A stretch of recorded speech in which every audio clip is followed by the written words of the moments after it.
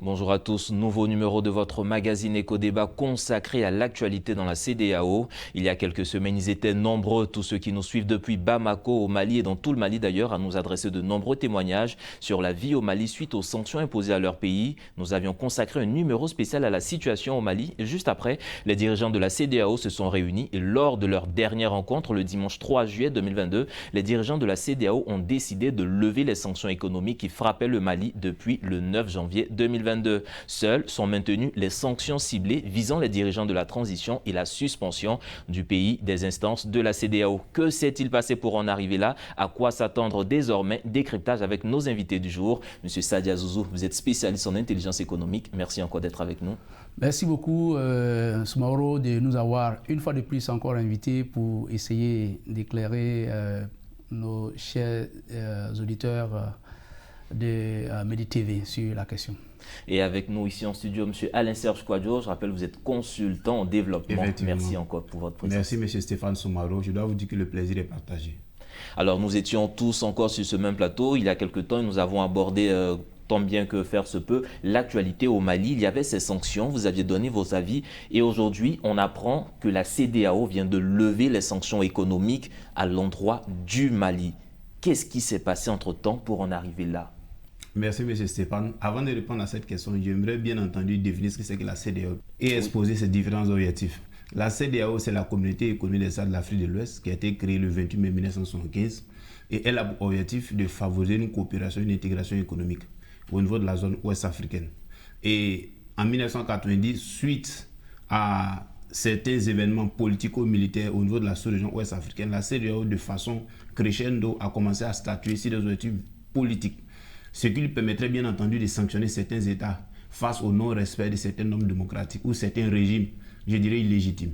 Et revenons aux sanctions, il faut dire que la question des sanctions était posée par rapport à la transition longue que la différente junte malienne voulait mener avant de laisser le pouvoir aux civils. Il faut dire que la junte malienne avait déjà à l'époque exposé les raisons qui expliquaient une telle transition de 36 mois, c'est-à-dire 3 ans. Et la question sécuritaire dans le nord du Mali, la cohésion sociale, et effectivement, les pairs de la CEDEAO n'ont pas apprécié, n'ont pas aimé une telle transition. Du coup, des sanctions ont été prises. Des sanctions qui ont été très dévastatrices pour ce pays, également pour certains pays de la sous-région. Certainement, on va en revenir. Mais il faut dire que ces sanctions viennent dans une situation d'apaisement. Parce que les relations diplomatiques et politiques entre la junte malienne et les dirigeants de la CEDEAO étaient devenus exécrables, étaient devenus délétères. Et je pense qu'elles viennent dans un premier temps pour apaiser les relations, pour avoir des relations d'une plus bonne qualité, mais également pour atténuer les sanctions économiques qui étaient en train d'asphyxier l'économie malienne.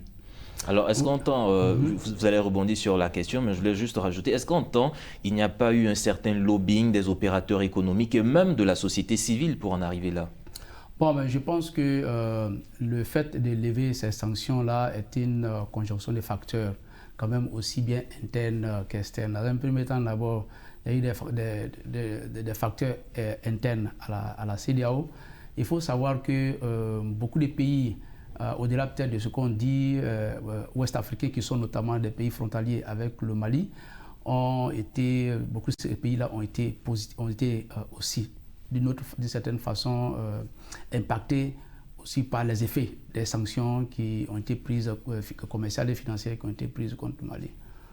Donc ces facteurs internes au niveau de la CEDEAO sont très importants et aussi il faut dire aussi qu'entre-temps les autorités maliennes ne sont pas restées les bras croisés, notamment des lobbying, etc.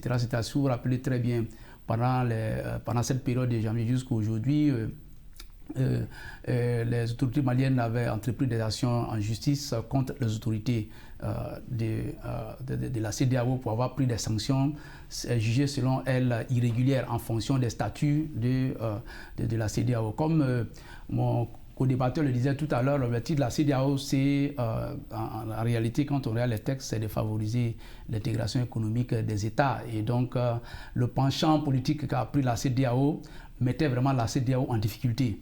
notamment, et c'est ce qui a fait qu'effectivement, devant cette instance régionale-là, juridique et régionale, effectivement, la CEDEAO a été déboutée. Donc ça, c'est véritablement important qu'il faut savoir. Maintenant, en deuxième position aussi, il faut voir les facteurs externes. C'est qu'il y a effectivement, on sait très bien que les organisations internationales, aussi bien au niveau de l'ONU, l'Union européenne et autres, là, sont l'objet, je veux dire, de tractations et aussi d'influence entre les puissances dominantes. On sait très bien que des pays que les autorités maliennes désignent comme étant des pays hors CEDEAO, notamment le pays indexé ici en grande partie, c'est généralement les pays de l'Union européenne, mais surtout la France, qui a été accusée à tort ou à raison de manipuler la CEDEAO. Je pense aussi que cette assertion peut être aussi confirmée quand on prend, je vais dire, la déclaration du président Macron, qui, au cours d'une conférence, avait dit qu'il allait faire injonction au président du Ghana d'interpeller le régime malien comparativement à ce qui se passe au Mali. Donc cela montre, en tout cas, de façon claire qu'il y a eu, je vais dire, ces pressions externes-là. Donc, l'un dans l'autre, comme je peux le dire, les pays occidentaux aussi qui y ont des intérêts au Mali n'avaient pas intérêt à ce que la situation dure pour autant, surtout lorsqu'on remarque que la France, à travers l'opération Barkhane, est justement en train de se retirer du Mali. Donc je veux dire que c'est la conjonction de tous ces facteurs-là qui ont fait aujourd'hui que nous sommes arrivés à un moment où la CEDEAO a levé les sanctions. Moi, je vais ajouter un élément rapidement. Je me dis que cet élément est peut-être plus forme d'hypothèse. Est-ce que la sortie du Mali du G5 Sahel n'a pas suscité le retrait ou l'annulation de ces sanctions contre la CEDEAO? Parce qu'il est important de le dire, le Mali est dans une dynamique souverainiste. Il ne faut pas le cacher. On a vu l'engouement, le soutien du peuple accordé à la junte malienne au lendemain des sanctions. On pourrait même dire que le peuple malien et la junte sont en phase, dans une dynamique vis-à-vis de l'atteinte de certains objectifs. Donc, sur ce coup-là, moi, je pourrais dire que la CEDEAO a quelque peu vu venir le Mali. Parce que si les sanctions duraient, le Mali pouvait se retirer de la CEDEAO. Alors justement, c'était une question à laquelle on en est arrivé. Est-ce que justement ce rapprochement, cette accalmie qui est en train de se préciser ne va pas favoriser aussi un retour du Mali au sein du G5 Sahel? Bon, il faut dire que les deux structures internationales n'ont pas les mêmes objectifs. Parce que le G5 Sahel, c'est plus par rapport à la gestion du cadre sécuritaire terroriste, mais en même temps aussi l'aménagement de certains projets de développement. Mais en ce qui concerne la CEDEAO, les objectifs sont purement économiques. Mais depuis 1990, on a des objectifs qui tendent vers le politique. Et les objectifs ne sont pas les mêmes en termes de prérogatives, en termes d'objectifs. Donc, pour ma part, le Mali n'est pas obligé, ou bien je ne vois pas le Mali retourner dans le G5 Sahel. Quand on connaît déjà les velléités du Mali par rapport à la situation sécuritaire, par rapport aux forces internationales qui viennent intervenir au Mali. Je pense que ce n'est pas une hypothèse qui est plausible. Il faut analyser aussi, je vais dire, le théâtre des opérations, comment les acteurs se déplacent. Il faut savoir que le fait que le Mali se soit retiré du G5 Sahel coïncide aussi avec le retrait du Mali, et on sait, et les autorités maliennes qualifient le G5 Sahel plutôt d'instrument d'influence au sein de la France. Et d'ailleurs, il faut aussi dire la vérité que le G5 Sahel en réalité n'a jamais véritablement fonctionné comme il faut, comme il le faut. Donc je vais dire que eu égard à ce qui se passe avec ce qu'on appelle aujourd'hui, par exemple, les acteurs réels qui se déploient sur le terrain, notamment la Russie, et aussi les pays de l'Occident global. Aujourd'hui, il faut dire que ce n'est pas très sûr que le Mali puisse revenir, je vais dire, à moyen terme au sein du G5 Sahel, en raison de la configuration des choses. Et si vous avez remarqué que depuis que le Mali a contracté avec la société Wagner, les attaques dans les régions se sont de plus en plus rarifiées. Et donc, ce sont ces éléments factuels-là qui mettent le Mali en position aujourd'hui de ne pas retourner immédiatement au sein du G5 Sahel. Mais on ne sait jamais, personne ne peut présager du lendemain parce que la situation est très volatile effectivement sur le théâtre des opérations. Alors, est-ce qu'on peut dire que les sanctions économiques qui ont été portées sur le Mali ont fait effet Parce qu'on a vu quand même qu'il y a quelques modifications dans le chronogramme de la junte au mais pouvoir. Effectivement, ces sanctions ont fait effet. N'oubliez pas que le Mali est un pays qui n'a pas de débouché maritime. Le Mali, pour prendre part aux échanges commerciaux, est obligé de s'adosser aux ports internationaux, tels que le port de Namdabien, le port de Dakar. Figurez-vous que le Mali, face à ces sanctions, a été confronté à des difficultés du règlement de sa dette extérieure. Il y a eu l'inflation. Et le Mali était en train d'être confronté à une cessation de paiement. Mais aujourd'hui, ce qu'il est important de noter, c'est la qualité des relations économiques qui reliaient, qu'entretenait le Mali avec le Sénégal, le Mali avec la Côte d'Ivoire. Figurez-vous que le Mali est l'un des premiers partenaires économiques stratégiques du Sénégal. Et quand vous prenez un pays comme le Sénégal, 21% des exportations du Sénégal sont en direction du Mali, ce qui représente environ 475 milliards de francs CFA. Mais figurez-vous que depuis 6 mois, il y a des sanctions. Ça veut dire que les secteurs de l'import-export, du transport routier ont été impactés. C'est des gens qui ont été au chômage. Et ces pertes-là s'évaluent à près de, je dirais, 200, 300 milliards de francs CFA pour le Sénégal. Donc vous voyez que l'un mis dans l'autre, vice-versa, ces sanctions n'arrangeaient pas les pays de la CEDEAO. Il en est de même pour la Côte d'Ivoire. Et le Mali était obligé de trouver d'autres stratégies de résilience via les ports d'Alger, via les ports de Mauritanie. Mais quand on implémentait les différents coûts de transport, et ça entraînait une politique inflationniste au niveau de l'État du Mali. Et forcément, il y a eu des répercussions. Oui, moi je peux dire que c'est tout à fait normal. Les sanctions ont eu l'effet escompté. C'est-à-dire l'objectif final stratégique des sanctions, c'était de faire plier la junte. Mais il faut dire aussi que dès le départ, il y avait été question, en tout cas de la part des autorités maliennes, il faut le dire, il faut les appeler comme ça, de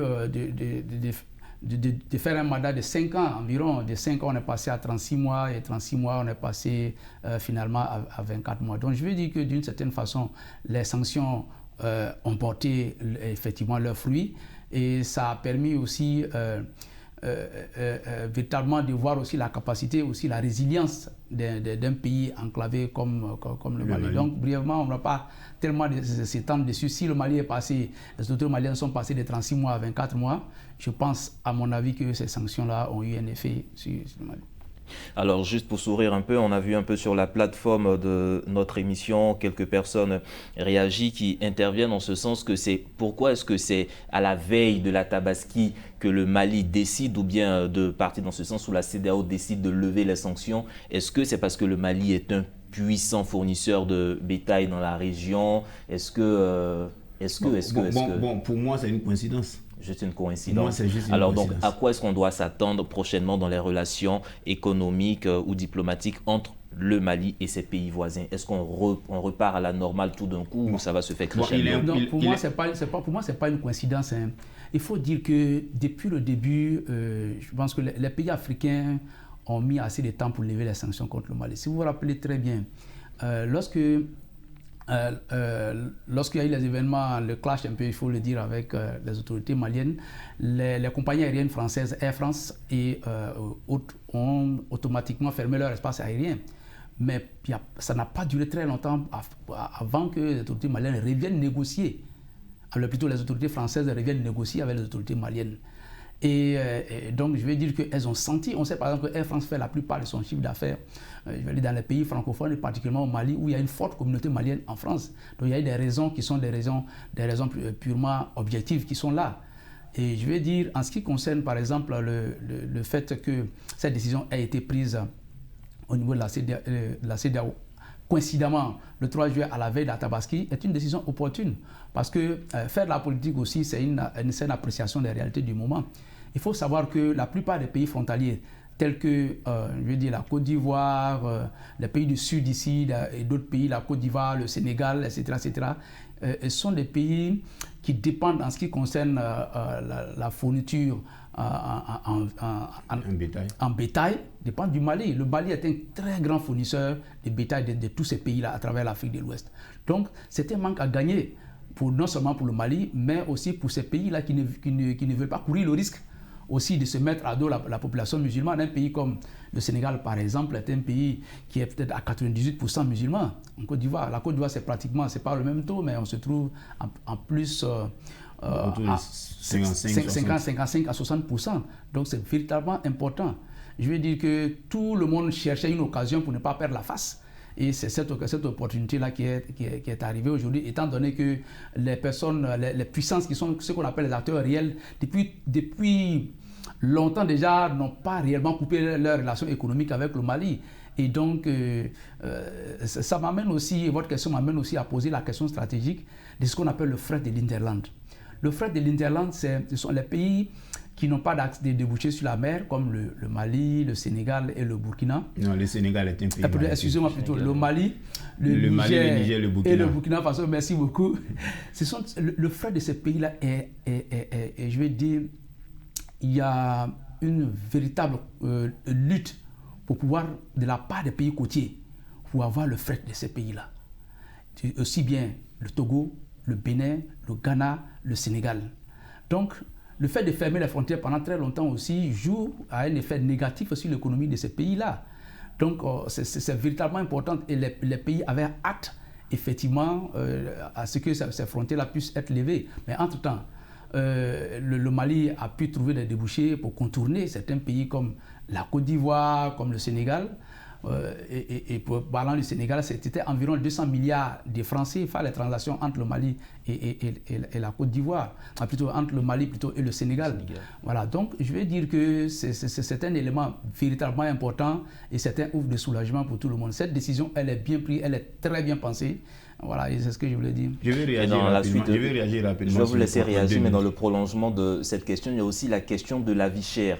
On a vu un peu les populations se plaindre, en tout cas sur les questions de céréales par rapport à la crise en Ukraine. Mais on voit aussi que d'autres éléments, d'autres produits commencent à monter, les prix commencent à monter, la viande et autres, et tout ça, ça vient du Mali. Effectivement, j'allais en venir. Vous voyez, la politique de sanctions adoptée par la CEDEAO a entraîné un commerce illégal, interétatique. C'est vrai que les frontières étaient fermées, mais de façon illégale, certaines personnes arrivaient à faire écouler les produits. Mais ces produits-là revenaient très chers. Et ça coûtait cher, effectivement, ça entraînait la cherté de la vie. Parce que quand vous faites passer un produit avec des coûts de transport, je dirais illégaux, très élevés, il va sans dire que le prix de revient sur le terrain local sera élevé. Donc, forcément, nos populations seront impactées. Mais ce qu'il est important de noter, c'est que, comparativement, par rapport à ce qu'il avait dit sur le fret, il faut dire que la Côte d'Ivoire est l'un des pays même qui a le plus perdu. Parce que quand vous prenez le Sénégal et les autres pays, la Côte d'Ivoire est un pays qui est stratégiquement mieux situé par rapport aux autres pays à cause de sa proximité, à cause de la qualité du réseau routier, mais aussi à cause de la qualité des manutentions portuaires. Donc la Côte d'Ivoire gagnait. Bon, vous voyez, ce sont des raisons politiques qui ont amené à ces sanctions. On ne va pas déblatérer là-dessus. Mais il est important de noter que la Côte d'Ivoire était un grand perdant. Mais je suis même tenté de dire que je corrobore le propos de mon collaborateur qui disait que la levée de ces sanctions était aussi stratégique par rapport à la fête de la Tabaski. Parce que si je me rappelle très bien, le kilo de la viande était en train de grimper. Et si ces sanctions n'étaient pas levées, franchement, je me demande comment est-ce que nos frères musulmans allaient faire pour s'en sortir.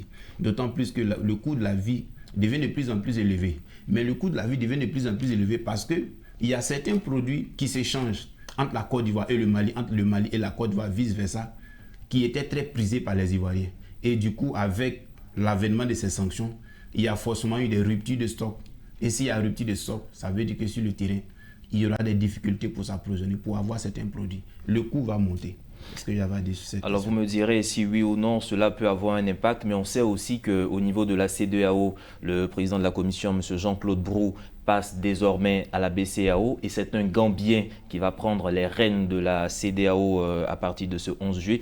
Est-ce que le changement de main au niveau de la CEDEAO n'a pas redistribué un peu les cartes, puisqu'on sait que quand même la Côte d'Ivoire était quand même un fervent défenseur de ces sanctions vis-à-vis du Mali, étant donné que la Côte d'Ivoire n'a plus la main sur la gestion de la CEDEAO? Est-ce que ça n'a pas joué dans ce changement de situation aussi? Oui, bon, je pense que c'est possible, oui et non. Oui, dans un premier temps, on sait par exemple que dans la CEDEAO, il y a les puissances qu'on appelle les puissances dominantes. Dans ces puissances dominantes-là, vous avez le Nigeria, le Ghana et la Côte d'Ivoire. Ce sont les pays phares. Et sans nul doute, le président Alassane Ouattara de la Côte d'Ivoire est l'un des présidents les plus influents, enfin l'un des présidents qui sont les plus influents aujourd'hui, en tout cas au niveau de la CEDEAO, en raison du statut de la Côte d'Ivoire. Il ne faut pas oublier que la Côte d'Ivoire, c'est la première puissance de l'UEMOA avec 40% de PIB. Donc il faut savoir que c'est véritablement c'est très important. Alors donc le fait effectivement que le Gambien remplace Barrow peut être considéré aussi comme, je veux dire, le fait que le président Alassane Ouattara perde un peu la main. Quand on sait très bien que dans la zone CEDEAO, il y a deux sphères d'influence. Il y a les pays anglophones et il y a aussi les pays francophones. Donc, je veux dire qu'il y a une sorte de guerre d'influence souterraine qui se joue là. Un problème de leadership. Un problème de leadership, surtout entre le Nigeria, qui représente, je veux dire, globalement les pays anglophones, et aussi la Côte d'Ivoire, qui est le leader des pays francophones. Alors donc, le fait, par exemple, qu'un Gambien ait pris la tête de la commission de la CEDEAO peut être qualifié un peu comme une perte d'influence un peu du président Alassane Ouattara. Mais dans un autre cas aussi, je n'ai pas eu, en ce qui me concerne personnellement, le temps d'avoir des informations précises sur le background du nouveau président de la commission. Et la langue n'est véritablement pas, je vais dire, ne constitue pas une barrière. Bien au contraire, je pense que eu égard l'influence du président Alassane Ouattara, on ne peut pas nommer, en tout cas, un président de la commission qui n'ait pas son aval. Voilà, donc c'est ce que je peux dire. Moi, je vais ajouter un point rapidement pour rapidement revenir sur le côté, je dirais, un peu illégal de ces sanctions contre le Mali. Vu que dans la même dynamique, il y a eu d'autres coups d'État en Guinée, au Burkina. Mais ces pays-là n'ont pas subi la même rigueur des sanctions comme le Mali. À tel enseigne qu'on se pose la question de savoir, mais quel est l'intérêt de la CEDEAO à porter de telles sanctions sur le Mali, alors que dans la même zone géographique, pratiquement ouest-africaine, d'autres pays n'ont pas subi les mêmes sanctions. Et c'est une interrogation qu'il faudra suivre de plus près. Une interrogation à suivre de plus près. Et vous permettez aussi de poser cette question, puisqu'on tire pratiquement vers la fin de cette émission. Quels sont les indicateurs, les éléments sur lesquels la CEDEAO va miser pour les prochains mois pour surveiller un peu ce compromis ou ces accords avec le Mali? Moi, je pense que c'est le respect du chronogramme qui a été préétabli. Donc, si un chronogramme a été préétabli, il va falloir que la CEDEAO accompagne la junte malienne de sorte à ce que les délais soient respectés. Mais là, il y a une clause que je prends un peu sur les pincettes. La CEDEAO demande à ce que les différents éléments, les différentes personnes qui constituent la junte ne se présentent pas aux prochaines élections présidentielles. Alors que, selon les tests maliens, une des lois stipule que si un élément, si un agent de la junte veut se présenter aux futures élections, il doit démissionner 3 à 4 mois auparavant. Le temps de quitter les affaires politiques et militaires, le temps de s'organiser, de se préparer. On se pose la question de savoir, est-ce que c'est à la CEDEAO de décider de qui est candidat dans un pays comme le Mali qui se dit souverain et démocratique? C'est aussi notre problématique. Je pense que cette question devra être suivie de plus près, parce que nous ne serons pas étonnés si demain Assimi Goïta ou si Choguel Maïga est candidat pour le compte de la junte. Ok, ce que je peux dire, c'est ce qui se passe au niveau des organisations régionales et sous-régionales africaines.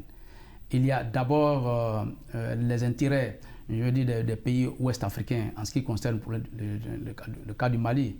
Globalement, les chefs d'État africains qui ont été élus de façon démocratique sont quand même un peu méfiants, pas un peu méfiants, mais ont tout à fait raison d'être méfiants. Vous savez que le président Alassane Ouattara a échappé à des mutineries. Donc, je veux dire que quand on est dans ce genre de situation, quand on a connu ce genre de situation, on est beaucoup plus méfiant lorsque une junte prend le pouvoir dans un pays voisin, surtout comme le Mali. Alors donc, je veux dire que pour revenir à votre question, c'est que dans les éléments, dans les jours qui vont suivre, on verra certainement la CEDEAO va suivre de très près la situation qui se passe au Mali et de voir un peu comment elle évolue. La situation a donné un calendrier, en élaborant un calendrier électoral, en élaborant aussi une loi électorale. Et disons que la CEDEAO va se mettre en position de suivre comment les choses vont véritablement se passer.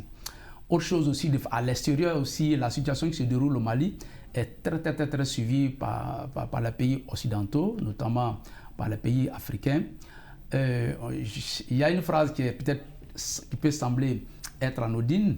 On dit que nous avons vu à travers les médias que le ministre des Affaires étrangères espagnol a, laissé percevoir qu'il pourrait avoir une intervention de l'OTAN au Mali. Bon, et son ambassadeur a dit après que au Mali, l'ambassadeur d'Espagne qui a été convoqué par les autorités maliennes a dit que effectivement la langue de son ministre des Affaires étrangères avait glissé. Mais il faut considérer cela aussi comme un lapsus révélateur, parce que l'OTAN est intervenu en Libye, on connaît les conséquences, et on sait très bien que ce qui se déroule au Mali, je vais dire que ce qui se passe entre les pays de la CEDEAO, l'ampleur des enjeux est très profonde. Les métaux stratégiques. C'est vraiment, nous sommes sur un terrain vraiment géopolitique très important. La convoitise, ce qui est l'objet de convoitise, ce sont les minéraux qui sont très importants, ce qu'on appelle les minéraux stratégiques. Avec la guerre qui se passe aujourd'hui en Ukraine, aujourd'hui vous savez très bien aussi que les pays européens dépendent du gaz, et donc le gaz et l'énergie, les sources d'énergie sont devenus aussi des éléments très importants d'affirmation de puissance aujourd'hui. Donc aujourd'hui, au Mali, il ne faut pas se tromper qu'il y ait, je vais dire, une intervention là-dessus, parce que il y a du gaz au Mali, dans toute cette zone-là, il y a du gaz, et donc les pays européens sont en train de lorgner vers une possibilité de pouvoir se créer d'autres sources d'approvisionnement à travers le gaz. Notamment, on parle actuellement d'un gazoduc entre le Nigeria, qui n'est pas très loin de la zone sahélienne, et l'Espagne. Donc ce sont des éléments très importants. Maintenant, on ne sait pas qu'est-ce qui risque de se passer. C'est une jeune qui est venue au pouvoir.